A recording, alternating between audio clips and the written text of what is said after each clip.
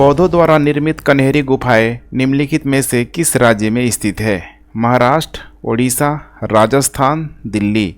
इसका करेक्ट उत्तर हो जाएगा ए, यह महाराष्ट्र में स्थित है।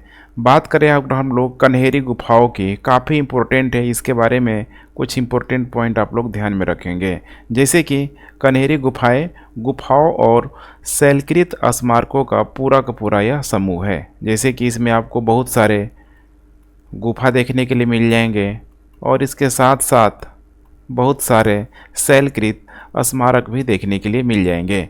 अब इसमें जो भी यहाँ पे शैलकृत जो स्मारक यहाँ पे बनाया गया है, खासकर देखेंगे तो बौद्ध धर्म से संबंधित बड़े मात्रा में आपको देखने के लिए मिल जाएगी। और इसकी सबसे बड़ी खासियत है जैसे कि इसमें राहत नक्काशी हो गया, बहुत बारीकी से यहाँ पे नक्काशी किया गया है। इसके साथ साथ पेंटिंग और शिलालेख है जो पहली शताब्दी ईस्वी से 10वीं शताब्दी ईस्वी तक कई बार इसको यहाँ पे बनाया गया है। तो पहली शताब्दी से लेकर 10वीं शताब्दी तक यहाँ पे कई शासकों के द्वारा भी आप कह सकते हैं, कई चित्रकारों के द्वारा यहाँ पे इसको बनाया गया है। वर्तमान में इसका जो एग्जैक्ट अगर हम लोग लोकेशन की बात करें, एग्जाम में इसे भी पूछा जा सकता है, जैसे कि संजय गांधी राष्ट्रीय उद्यान मुंबई, संजय गांधी राष्ट्रीय उद्यान मुंबई में यह स्थित है। अब यहाँ पे हम लोग बात कर रहे हैं महाराष्ट्र की, तो महाराष्ट्र में कुछ और भी इम्पोर्टेंट गुफाएं हैं। जैसे कि कुछ फेमस गुफाएं हैं, एलोरा के साथ साथ हो जाएगा एलिफेंटा।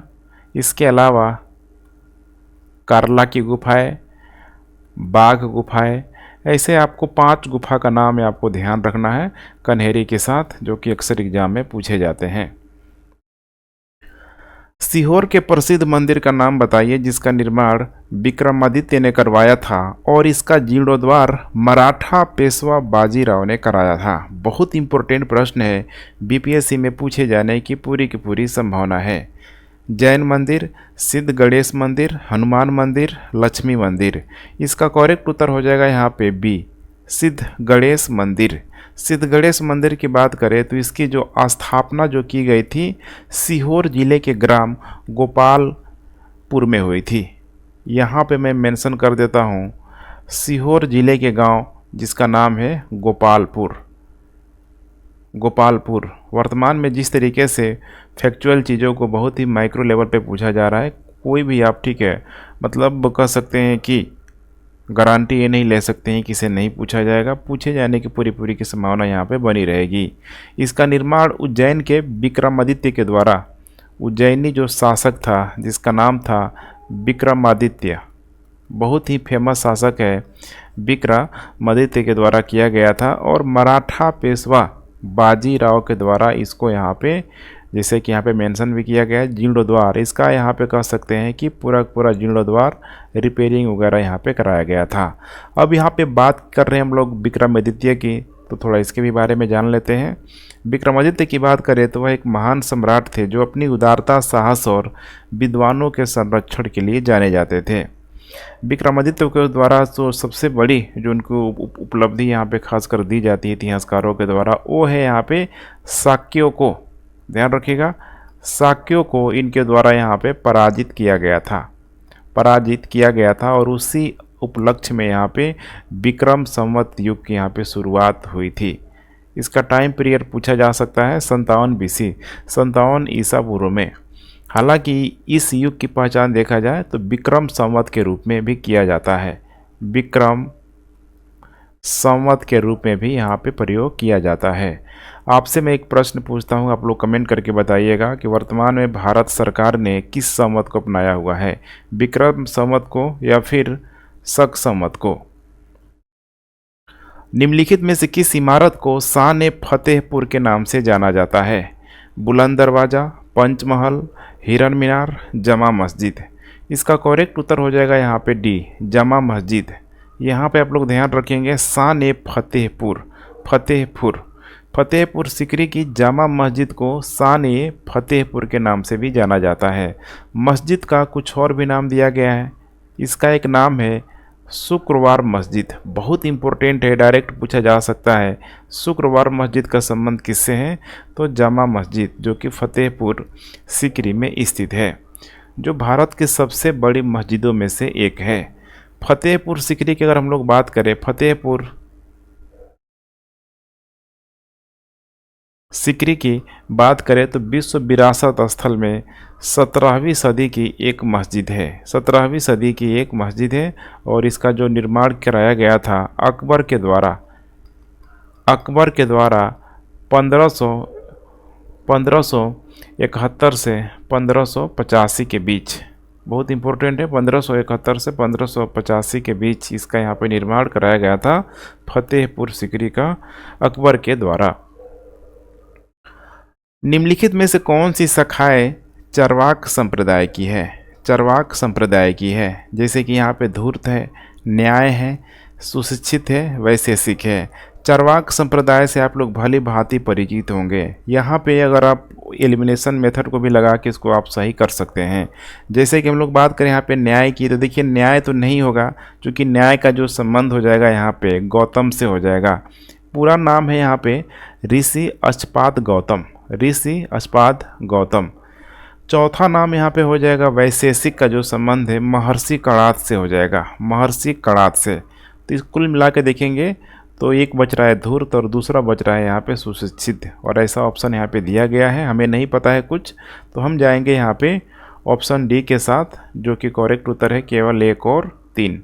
हालांकि यूपीएससी ने इस बार तो पूरी तरीके से, ठीक है, खासकर हम लोग बात करें 2022 से, तो एलिमिनेशन मेथड को हर तरीके से हटाने का प्रयास कर रहा है। लेकिन बीपीएससी में इसको ध्यान रखिएगा, अभी भी, ठीक है, इस तरह के प्रश्नों को पूछा जा रहा है, आप एलिमिनेट करके सही जवाब दे सकते हैं।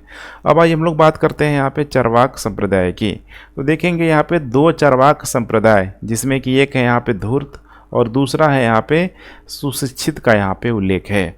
अब इसके बारे में मैं आपको थोड़ा इसका बैकग्राउंड बताने की कोशिश करता हूँ, थोड़ा आप लोग समझने का इसे प्रयास कीजिए। देखेंगे तो लगभग 6ठी शताब्दी ईसा पूर्व के आसपास, 6ठी शताब्दी ईसा पूर्व के आसपास, जैसे कि 2 बड़े धर्मों का उदय हुआ, बौद्ध धर्म, जैन धर्म, बुद्धिज्म और यहाँ पे जैनिज्म। माना जाता है कि बौद्ध और जैन धर्म, इनको सबसे अधिक यहाँ पे लोकप्रियता मिली, इसीलिए इनका एग्जिस्टेंस, इसका अस्तित्व लंबे समय तक था, आज वर्तमान में भी है।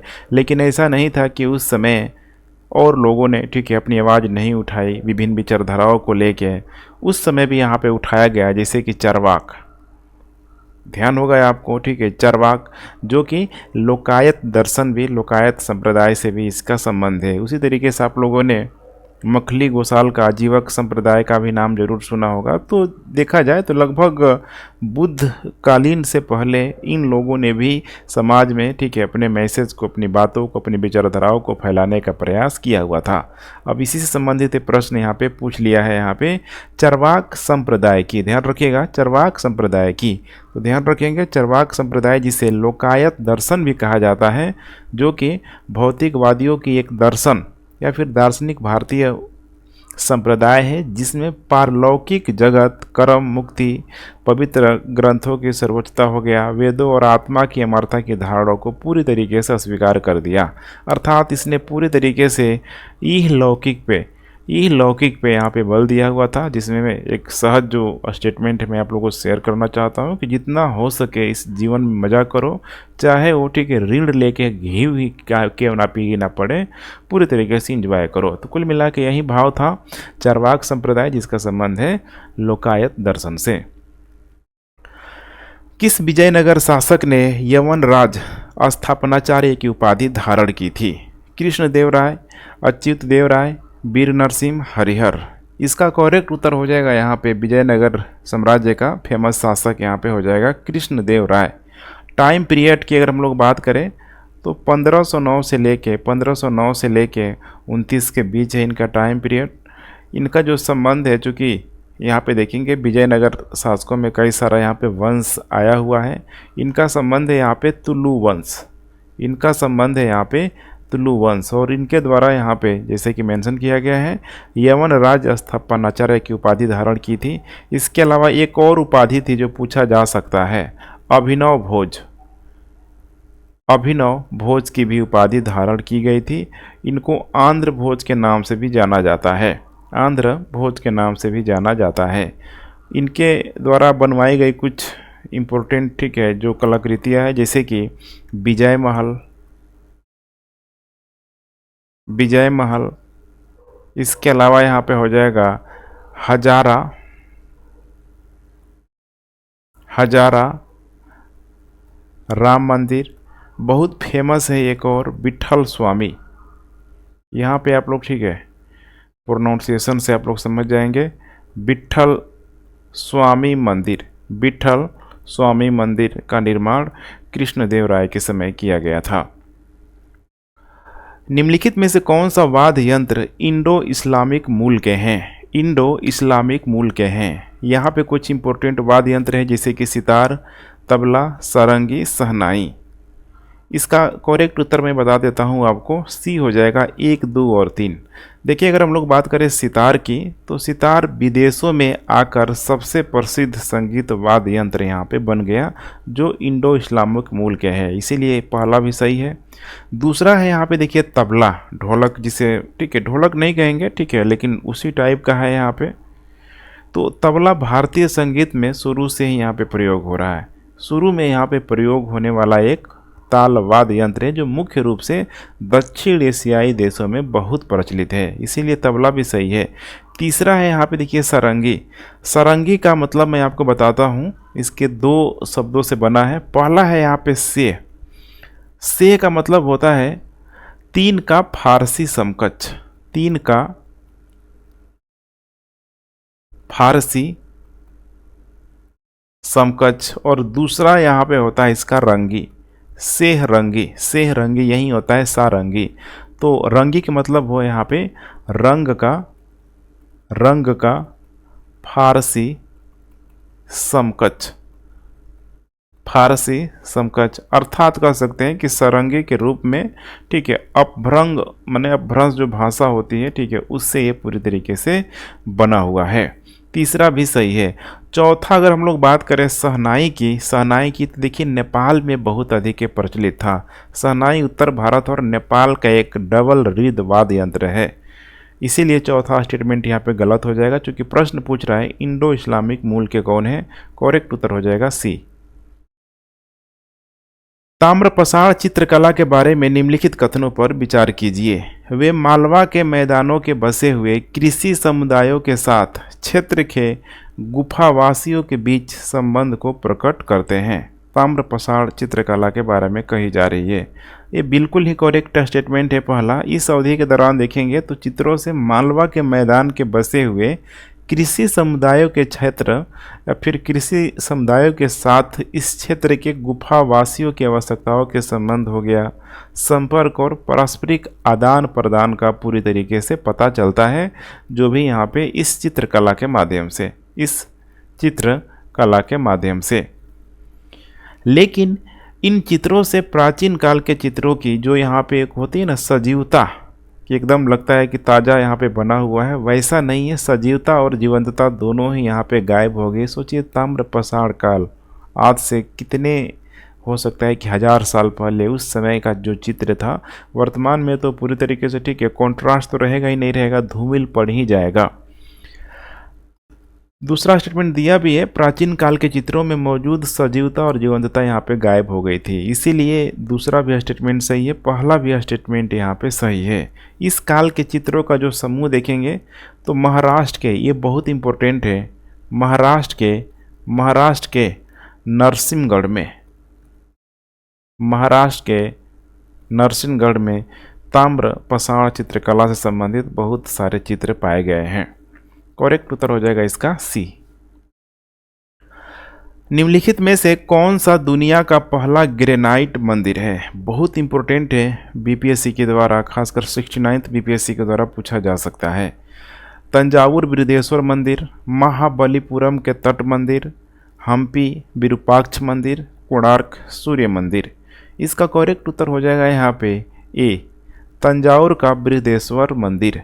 अगर इसके हम लोग निर्माण की यहाँ पे बात करें तो इसका जो निर्माण कराया गया था तमिल राजा चोल प्रथम के द्वारा, राजा चोल प्रथम के द्वारा कराया गया था 1003 से 1010 ईस्वी के बीच कराया गया था। इसी को यहाँ पे चूँकि राजा चोल के द्वारा कराया गया था, इसीलिए इसको यहाँ पे राजेश्वर भी बोला जाता है। राजेश्वर नहीं होता, यहाँ पे म जरूर लगता है, राजेश्वरम भी कहा जाता है। यह एक हिंदू मंदिर है, जैसे आप देख पा रहे हैं तंजावुर का बृहदेश्वर मंदिर। शिव की ध्यान रखिएगा, ठीक है, शिव को पूरी तरीके से समर्पित है। और इस मंदिर के बरामदे में सबसे बड़ी खासियत है एक बहुत बड़ी नंदी की प्रतिमा आपको पत्थर की देखने के लिए मिल जाएगी। यह तंजावुर जो कि वर्तमान में, ठीक है, तमिलनाडु में स्थित है। बिल्कुल ही कावेरी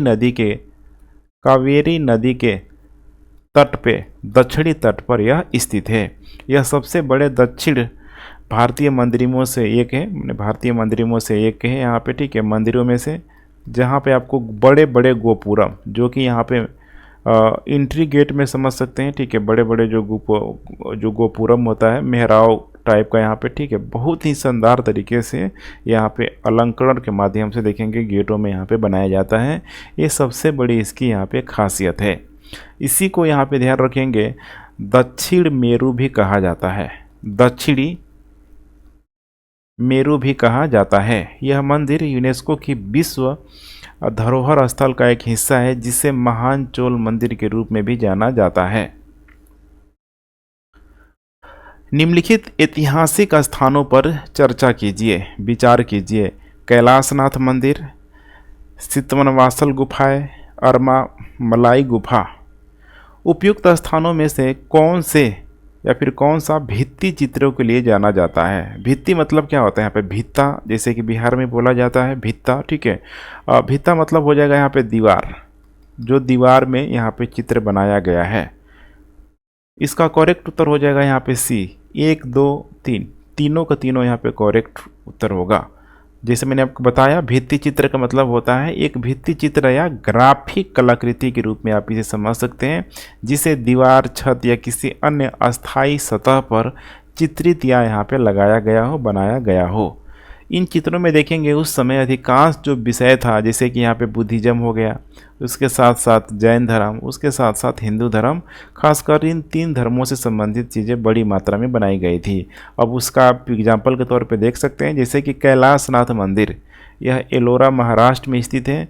वैसे ही यहाँ पे चितवनवासल गुफाएँ तमिलनाडु में, ध्यान रखिएगा, यह स्थित है। खासकर यह जैन विषयों और प्रतीकात्मक से घनिष्ठता रूप से यहाँ पे जुड़ी हुई है। तो इसकी सबसे बड़ी खासियत क्या है? यहाँ पे जैन विषयों से यह संबंधित है। इसके अलावा यहाँ पे लास्ट है यहाँ पे अरमा मलाई गुफा, ये भी आपको तमिलनाडु में देखने के लिए मिल जाएगी। अपनी भारतीय गुफा चित्रों के लिए भी जानी जाती है। करेक्ट उत्तर हो जाएगा तीनों। निम्नलिखित कथनों पर विचार कीजिए। मध्य पाषाण काल में पशुओं को पालतू बनाना शुरू हुआ था। बिल्कुल एक करेक्ट उत्तर है। देखेंगे इसका जो साक्ष्य, इसका जो एविडेंस हमें देखने के लिए मिल जाती है, मध्य प्रदेश में जैसे कि आदमगढ़ और राजस्थान में बागौर के क्षेत्रों में जानवरों को पालतू होने का सबसे पहला साक्ष्य यहाँ पे बताया गया है इतिहासकारों के द्वारा। तो यहाँ पे मैं मेंशन कर देता हूँ, एमपी में आदमगढ़ और यहाँ पे हो जाएगा राजस्थान में हो जाएगा बागौर का क्षेत्र। अनाज की खेती सबसे पहले नवपाषाण युग में शुरू हुई थी। दूसरा भी स्टेटमेंट बिल्कुल करेक्ट है, क्योंकि नवपाषाण काल देखेंगे तो पत्थर उपकरण प्रौद्योगिकी में जो नवाचार बहुत ही शानदार तरीके से लाया गया था, ठीक है, जिसमें हर तरीके से छोटे बड़े कई प्रकार के औजार यहाँ पे बनाए गए थे। अनाजों को रखने के लिए बड़े बड़े कह सकते हैं पत्थरों का या फिर मिट्टी का यहाँ पे बर्तन भी बनाया गया था। तो इस दृष्टिकोण से देखा जाए तो ये तभी बनेगा जब कोई न कोई उसमें वस्तु रखा जाएगा। तो अनाज की खेती उस समय शुरू हो चुकी थी। मध्य पाषाण काल के मुख्य विशेषता बड़े पत्थर के औजार थे। अब देखिए मध्य पाषाण का नाम ही क्या होता है यहाँ पे, मेसोलिथिक एज। मेसोलिथिक एज थोड़ा बहुत भी अगर आपको इसका आइडिया होगा तो इसमें आपको सूक्ष्म पत्थर या फिर इससे ज़्यादा बेहतर शब्द जो हो यहाँ पे होगा सूक्ष्म, जो यहाँ पे हथियार कह सकते हैं या औजार कह सकते हैं। छोटे छोटे औजारों का यहाँ पे प्रयोग किया जाता था मध्य पाषाण काल में, इसीलिए इसको यहाँ पे ठीक है गलत यहाँ पे माना जा सकता है। तीसरा स्टेटमेंट यहाँ पे गलत हो जाएगा। ठीक है, माइक्रोलिथ समझ रहे हैं, यहाँ पे माइक्रोलिथ छोटे छोटे पत्थरों के औजार इसमें पाए गए हैं। तो करेक्ट उत्तर हो जाएगा यहाँ पे सी, 1 और 2 दोनों। हड़प्पा काल से प्राप्त मोहरों पर निम्न में से किस पशु की आकृति नहीं देखी गई थी? भैंस, घोड़ा, बकरी, हाथी।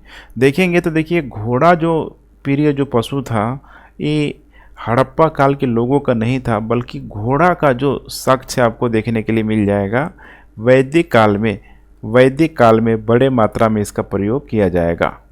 तो इसीलिए यहाँ पे करेक्ट उत्तर हो जाएगा बी। पूछा जा रहा है कि किस पशु की आकृति नहीं देखी गई थी। बाकी जो भैंस है, बकरी है, हाथी है, इसके अलावा देखेंगे तो गाय, ये भी बहुत इम्पोर्टेंट है। गाय, ऊंट,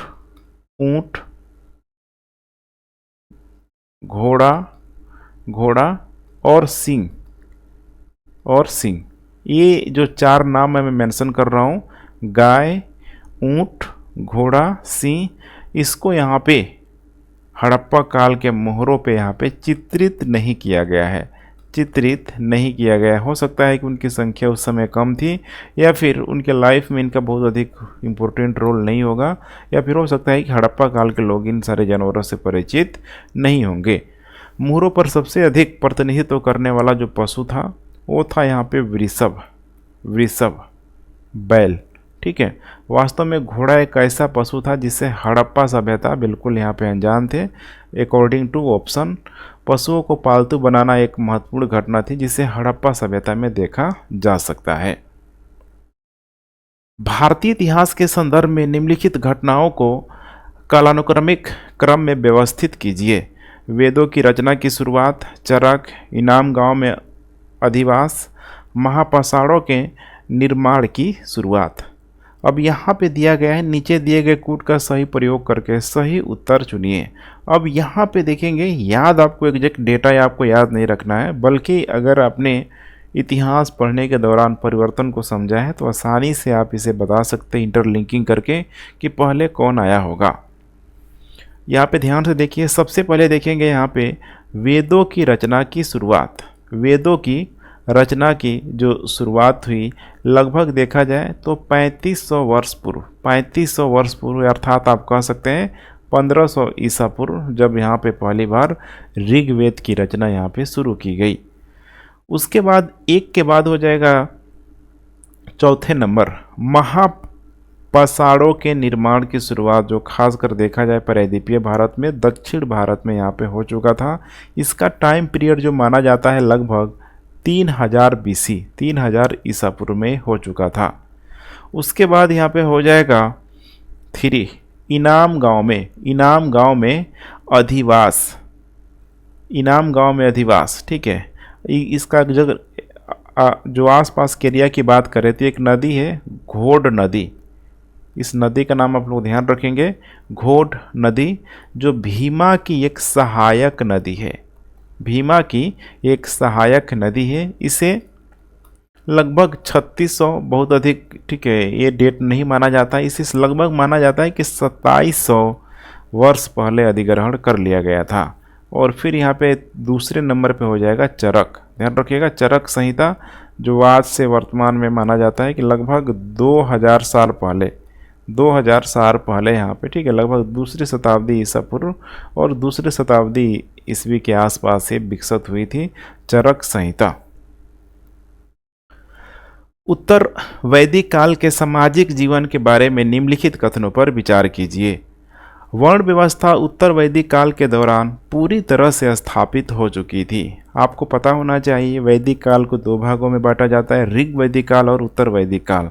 और उत्तर वैदिक काल के बारे में पूछ रहा है, सामाजिक जीवन के बारे में। अब जो भी चेंजेज है आपको ध्यान से देखते चलना है।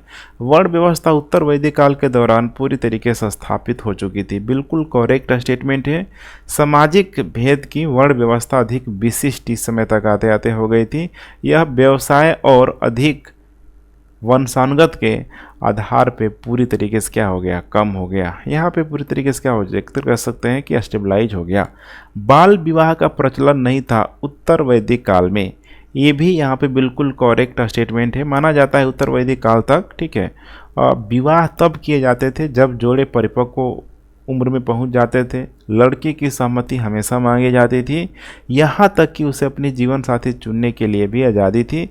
यह प्रथा 6ठी और 7वीं शताब्दी तक यहाँ पे, ठीक है, मतलब 6ठी और 7वीं शताब्दी, या फिर शताब्दी नहीं कहेंगे, ईसा पूर्व तक ये पूरी तरीके से जारी थी। उसके बाद से धीरे धीरे देखेंगे, ठीक है, तो स्त्रियों की स्थिति, महिलाओं की जो दशा थी धीरे धीरे यहाँ पे खराब होने लगी। खासकर माना जाता है कि ऋग वैदिक काल के बाद से धीरे धीरे इनकी स्थिति में गिरावट आने का संकेत मिलता है। महिलाओं को सभाओं में भाग लेने का राजनीतिक अधिकार प्राप्त था।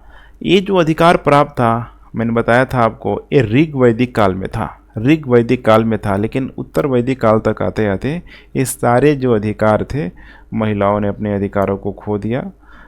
पुरुष सत्तात्मक समाज पूरी तरीके से हावी हो गया। तो इसीलिए तीसरा गलत हो जाएगा। करेक्ट उत्तर हो जाएगा यहाँ पे ए, केवल 1 और 2। महाजनपद काल के विषय में निम्नलिखित कथनों पर विचार कीजिए। यह काल द्वितीय नगरीय क्रांति के नाम से जाना जाता है। अब ये जो महाजनपद काल के विषय में जो कहा जा रहा है, द्वितीय नगरीय क्रांति के नाम से जाना जाता है, तो पहला जो नगरीकृत क्रांति आपको ध्यान होगा हड़प्पा सभ्यता में। और जब हड़प्पा सभ्यता का पूरी तरीके से डिक्लाइन हो गया, उसके बाद जब वैदिक काल शुरू हुआ, तो आगे चल के जब महाजनपद काल का जब उदय होगा, तो जब 16 महाजनपदों का उदय होगा, तो उसमें बहुत सारे जो महाजनपद होंगे धीरे धीरे शहरीकरण का रूप लेंगे। जैसे कि एक मगध साम्राज्य का आप लोग एग्जाम्पल के दृष्टिकोण से देखें तो बिल्कुल सही होगा। तो आप मगध जो साम्राज्य था उसे भी आप द्वितीय नगरीकरण के रूप में आप मान सकते हैं। पहला स्टेटमेंट बिल्कुल सही है। उत्तरी काले चमकदार मृदभान इस काल से संबंधित है, बिल्कुल एक करेक्ट ऑप्शन है। इसी को बोला जाता है NBPW। इसका मतलब होता है नॉर्दर्न ब्लैक, पी से हो जाएगा पॉलिश्ड वेयर यहाँ पे कल्चर, NBPW। उत्तरी काले चमकदार मृदभान चरण की यहाँ पे शुरुआत की गई थी। धर्म के क्षेत्र में इस काल में नए विचारों का उदय हुआ, बिल्कुल सही है, नए विचारों का उदय हुआ। तभी मैंने आपको बताया भी था, जैसे कि मतलब हो जाएगा यहाँ पे चार्वाक के द्वारा, लोकायत संप्रदाय हो जाएगा। उसी तरीके से यहाँ पे मखली गोसाल के द्वारा,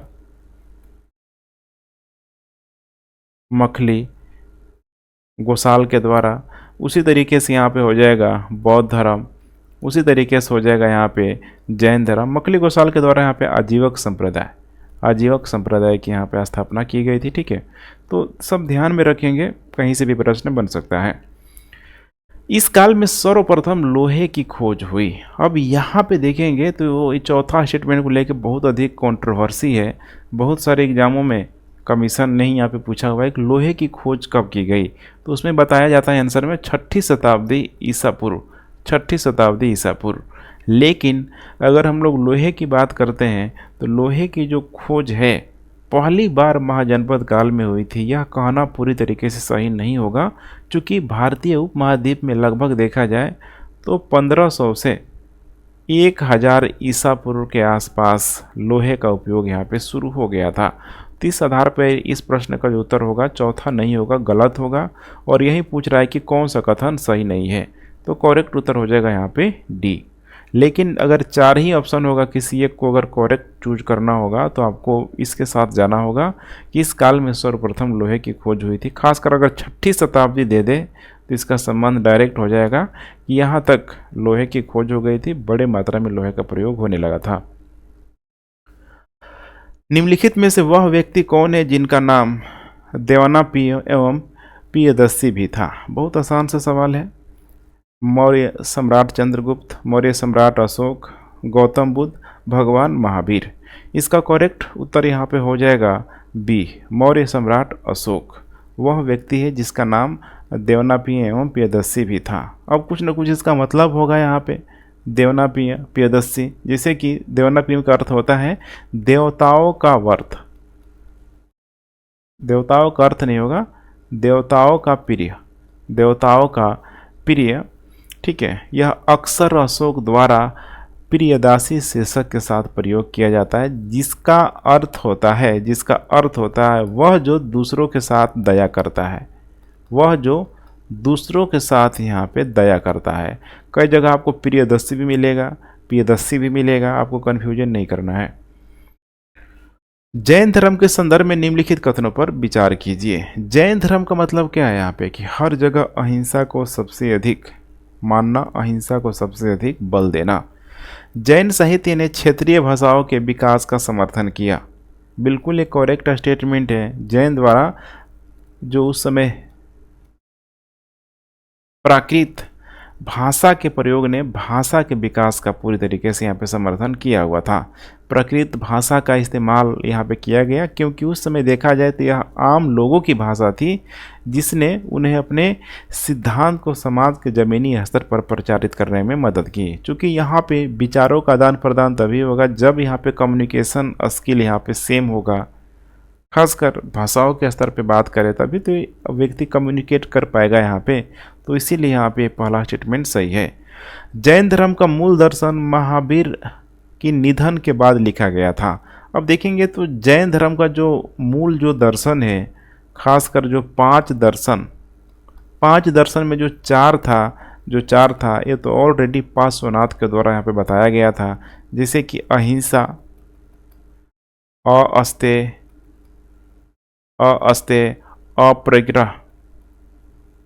अपरिग्रह, इसके अलावा सत्य। देख पा रहे सत्य अहिंसा है, अस्तेय यहाँ पे चोरी नहीं करना है, अपरिग्रह इकट्ठा नहीं करना है, और पांचवा जो चीज़ यहाँ पे दिया गया था महावीर के द्वारा, ब्रह्मचर्य को यहाँ पे दिया गया था, ब्रह्मचर्य को यहाँ पे दिया गया था। तो इसीलिए दूसरा क्या हो जाएगा, गलत हो जाएगा।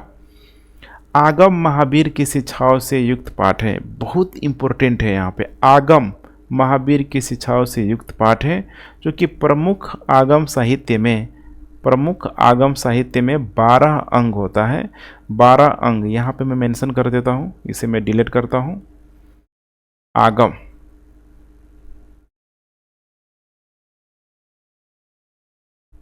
इस साहित्य में ध्यान से देखते चलिए, पूछा जा सकता है 12 अंग, 12 उपांग, 10 प्रकीर्ण होता है, 10 प्रकीर्ण। इसके अलावा 6 छंद सूत्र, 4 मुख्य सूत्र, और यहाँ पे हो जाएगा एक अनुप्रयोग सूत्र। तो यहाँ पे क्या पता है, इसको मैचिंग करने के लिए दे दे, इसे आप लोग बहुत ध्यान से देखेंगे। तो यहाँ पे करेक्ट उत्तर हो जाएगा यहाँ पे 1 और 3, ऐसा एक ही ऑप्शन है, करेक्ट उत्तर हो जाएगा सी। निम्नलिखित में से कौन सा प्रतीक बुद्ध के महाभिनिष्क्रमण, महान त्याग को दर्शाता है? कमल, घोड़ा, चक्र, स्तूप। ये तो बहुत आसान सा जवाब हो जाएगा। इसका करेक्ट उत्तर हो जाएगा यहाँ पे बी, घोड़ा। ध्यान रखिएगा, घोड़ा महाभिनिष्क्रमण, महान त्याग, जो कि ठीक है घोड़े को दर्शाता है। कमल की यहाँ पे हम लोग बात करें, यहाँ पे देख पा रहे हैं, ठीक है, कमल है, चक्र है, स्तूप है, ठीक है, तो इनके भी हम लोग चर्चा कर लेते हैं। इसके अलावा कुछ और भी सिंबलाइज जो प्रतीक होता है, इसे भी मेंशन करते चलता हूँ, जैसे कि सफ़ेद हाथी, ऐसे दे देता है प्रश्न। सफ़ेद हाथी का मतलब होता है यहाँ पे गर्भधारण। वैसे ही यहाँ पे कमल और बैल अगर दिया रहेगा, कमल या बैल दिया रहेगा, तो ए जन्म को इंडिकेट करता है, बुध के जन्म को। तो यहाँ पे देख पा रहे कमल दिया हुआ है, कमल या बैल को 1 दे देगा। उसी तरीके से घोड़ा आप लोगों ने देख लिया। बोधि वृक्ष, बोधि वृक्ष का संबंध हो जाएगा यहाँ पे निर्वाण से, निर्वाण से, या इसी को यहाँ पे संबोधन भी कह सकते हैं, प्रबोधन भी आप इनलाइटमेंट के नाम से भी जान सकते हैं। वैसे ही यहाँ पे चक्र, चक्र का मतलब होता है धर्म चक्र परिवर्तन, धर्म चक्र परिवर्तन, जहाँ पे बुद्ध ने प्रथम उपदेश भी दिया हुआ था।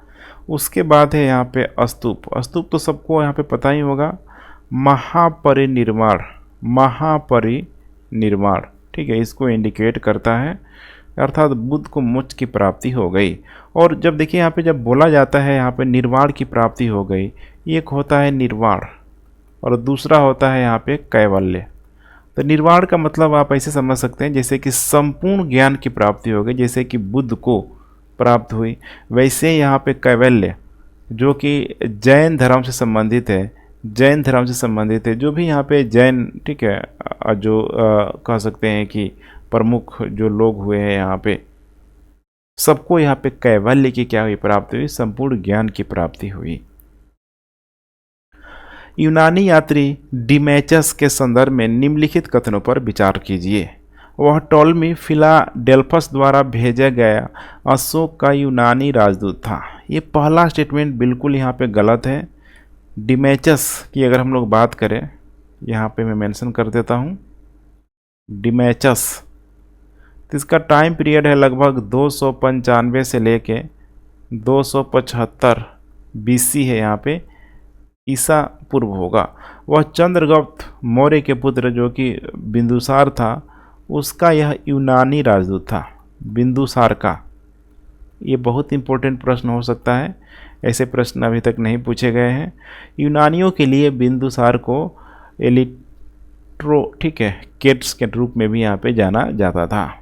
अब डिमेचस के देखिए जो लेख हैं, जो लेख हैं, ये चर्चा इसीलिए भी नहीं रहता है कि जो डिमेचस के जो लेख हैं अब खो गए हैं, लेकिन उदाहरण के रूप में उसके कुछ लेखन को अन्य स्रोतों के माध्यम से पढ़ा जा सकता है।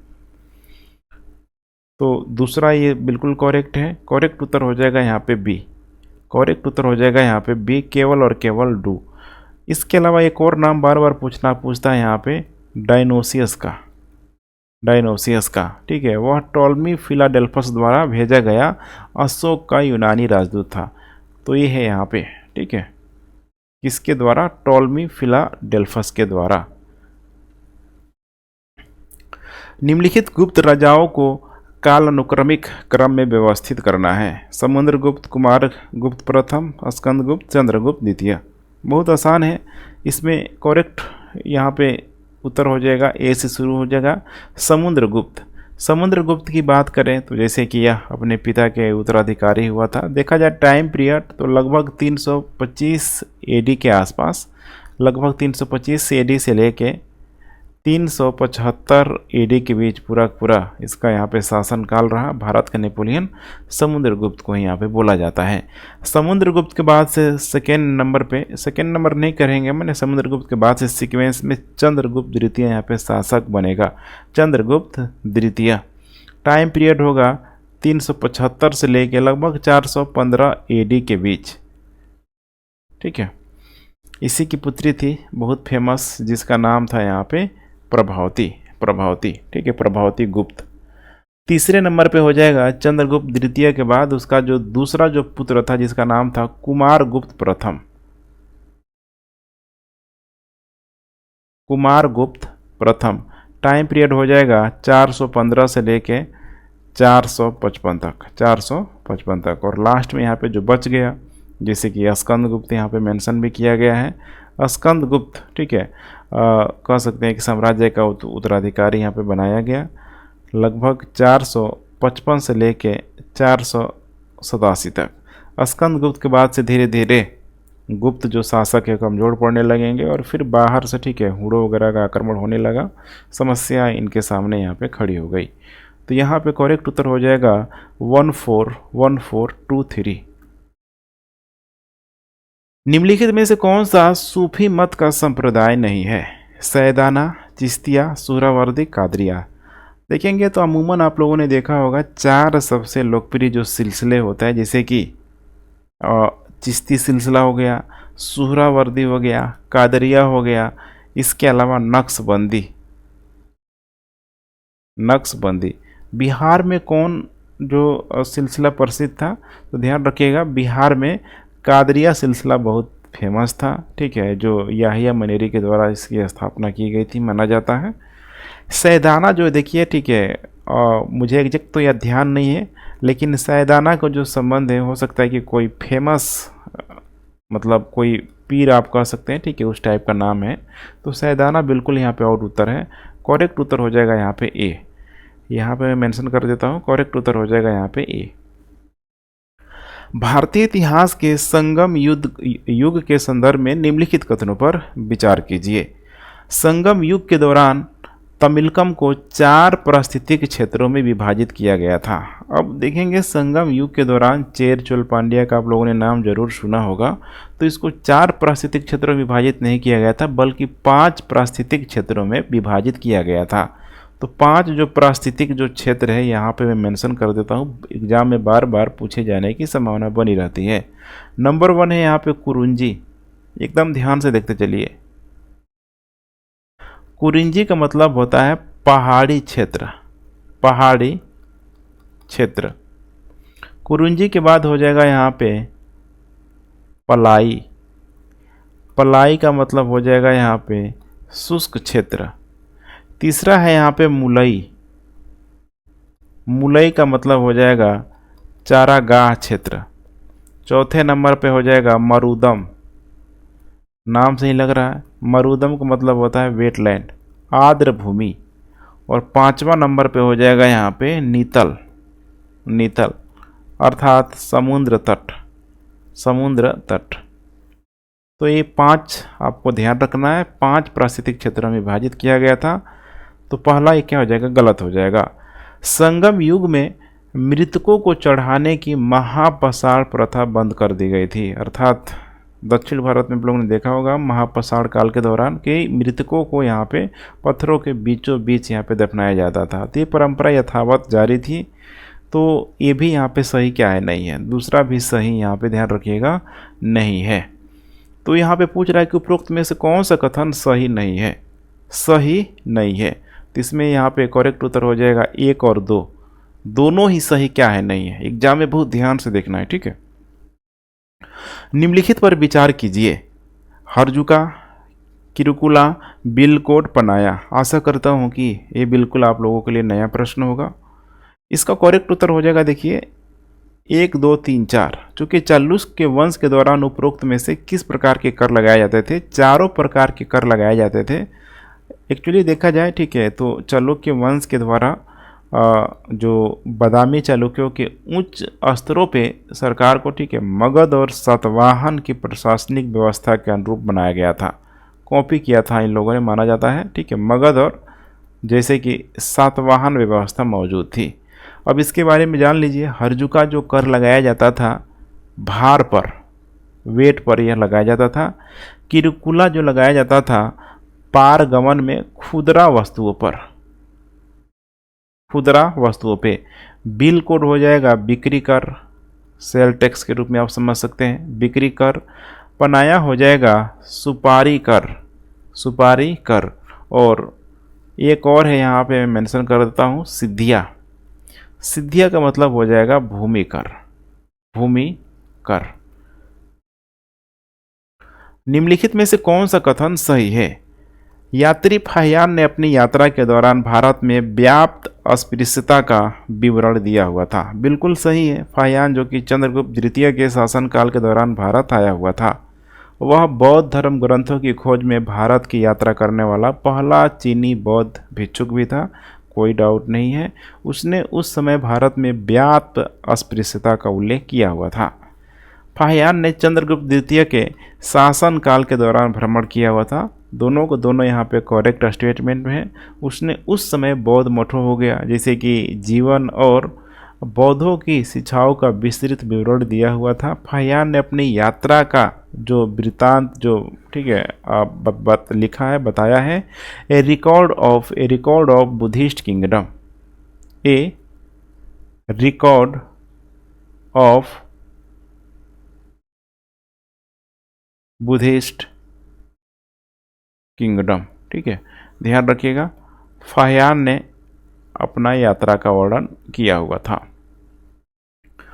निम्नलिखित में से किस राष्ट्रकूट राजा ने प्रतिहार शासक नागभट्ट द्वितीय को हराया हुआ था? बहुत फेमस इवेंट है, ध्यान रखेंगे आप लोग। ठीक है, उस समय जो हर्षवर्धन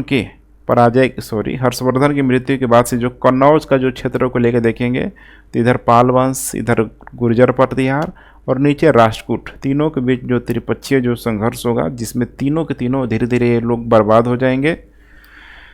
तो यहाँ पे जो प्रश्न पूछ रहा है कि किस राष्ट्रकूट राजा ने प्रतिहार शासक नागभट्ट द्वितीय को हराया हुआ था? इसका करेक्ट उत्तर हो जाएगा यहाँ पे बी, गोविंद तृतीय के द्वारा। टाइम पीरियड इसका है 793 से लेके 814 के बीच। ध्रुव का पुत्र था जो राष्ट्रकूटों को और अधिक ऊंचाइयों पर ले गया। वह त्रिपक्षीय संघर्ष में विजय हुआ। उसने प्रतिहार शासक नागभट्ट द्वितीय को हराया था। निम्नलिखित विद्वान कवियों में से कौन महमूद गजनबी के दरबार से संबंधित था? महमूद गजनबी के दरबार से संबंधित था। कॉन्सेप्चुअल प्रश्न है, रट किसे आप सही नहीं कर सकते हैं। फिरदौसी है, अलबरूनी है, जियाउद्दीन, ठीक है, जियाउद्दीन बरनी है। अगर हम लोग बात करते हैं फिरदौसी की, तो देखिए वह महमूद के दरबार में कवि साहित्यकार था, नो डाउट। इसी के द्वारा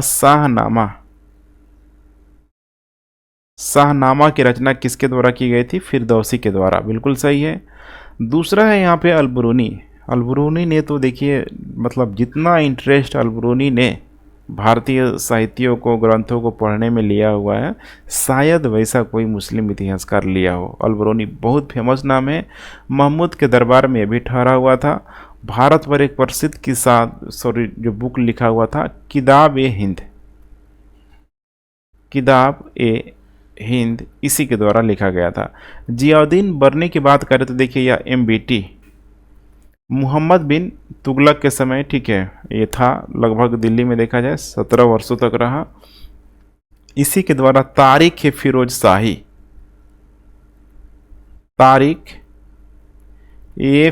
शाही की रचना की गई थी। तो यहाँ पे पूछ रहा है कि सही कूट का प्रयोग करना है, तो तीसरा तो नहीं होगा, सिर्फ और सिर्फ 1 और 2 होगा। करेक्ट उत्तर हो जाएगा यहाँ पे ए। चोल अभिलेखों में वर्णित सालाभोग भूमि किस प्रकार की भूमि थी? ब्राह्मणों की भेंट की गई भूमि, मंदिरों को भेंट की गई भूमि, गैर ब्राह्मण किसान स्वामियों की भूमि, एक विद्यालय के रख रखाव के लिए भूमि। इसका करेक्ट उत्तर हो जाएगा यहाँ पे डी, एक विद्यालय के रख रखाव के लिए जो भूमि था उसी को बोला जाता था साल भोग। शाही चोलों के अधीन राजस्व प्रशासन के संबंध में देखा जाए तो साल भोग एक विद्यालय के रख रखाव के लिए दान की गई भूमि है। अब उस समय कुछ और भी जो कह सकते हैं कि ठीक है भूमि का प्रकार था, पूछा जा सकता है। 5 प्रकार की भूमि का मेंशन किया गया है, जिसमें नंबर 1 तो यही था जिसका नाम है साला भोग। दूसरा है यहाँ पे देवदान, पूरा नाम है इसका देवदान तिरुन मटुकनी। ये होता था मंदिरों को भेंट की गई भूमि। आप लोग मेरी आवाज़ को सुनते रहेंगे। तीसरा है यहाँ पे पल्ली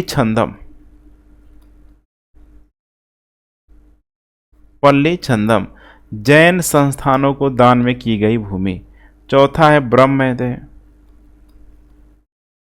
ब्रह्मदेव, जैसे नाम से लग रहा है ब्राह्मणों को दी गई भूमि। 5वें नंबर पे यहाँ पे वेलन वगई, गैर ब्राह्मण किसानों को ठीक है दी गई भूमि। तो कुल मिला के देखेंगे तो लगभग सारे एरिया में धर्म को भी शामिल किया जा रहा है, जो कि ठीक है भूमि दिया जा रहा है। बंगाल का कौन सा शासक ब्लैक होल प्रकरण से जुड़ा था, जिसमें 146 कैदियों में से 23 ही जीवित बचे हुए थे? सिराजुद्दौला, मीर जाफर, अलीवर्दी खां, मीर कासिम। गासिम नहीं होगा, कासिम होगा। इसका करेक्ट उत्तर हो जाएगा यहाँ पे ए, सिराजुद्दौला। ब्लैक होल प्रकरण जिसमें देखा जाए 146 कैदियों में से 23 ही यहाँ पे जीवित बचे हुए थे, सिराजुद्दौला के समय हुई थी। अब याद करिए कासिम बाजार को लेके, जो कि होड़ मचा हुआ था फ्रांसीसियों और अंग्रेज़ों के बीच किलाबंदी को लेके। तो कासिम बाजार और कलकत्ता में अंग्रेजी कारखाने को यहाँ पे जब्त कर लिया गया था सिराजुद्दौला के द्वारा, और उसने फोर्ट विलियम पर कब्जा कर लिया और कलकत्ता को मणिक चंद के अधीन यहाँ पे कर दिया था। और कलकत्ता शहर का नाम इसने ठीक है बदलकर अलीनगर रखा था, अलीनगर रखा हुआ था। जैसे बात क्लाइव तक पहुंची, क्लाइव आया और फिर ठीक है समस्या यहाँ पे हुई ही हुई।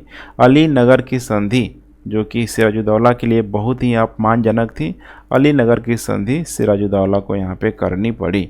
और फिर अलीनगर की संधि ही देखा जाए तो प्लासी के युद्ध का कहीं ना कहीं यहाँ पे कारण था, प्लासी के युद्ध का, जो कि यहाँ पे जून 1757 में यहाँ पे लड़ा गया था। वही अगर हम लोग अलीनगर की संधि की बात करें, अलीनगर की संधि की बात करें तो ये फरवरी 1757 में हुआ था, फरवरी 1757 में। माना जाता है कि सिराजुद्दौला को इस प्लासी के युद्ध में मीरन के द्वारा यहाँ पकड़ लिया गया था और उसको मार दिया गया। ये मीरन और कोई नहीं है, मीरन जो है मीर जाफर का पुत्र, जो कि यहाँ पे देखा जाए तो सिराजुद्दौला का सेनापति हुआ करता था, लेकिन धोखा दे दिया। और उससे भी बड़ा धोखादार कौन है? इसका पुत्र देखिए मीरन, इसने तो सिराजुद्दौला को मार दिया माना जाता है।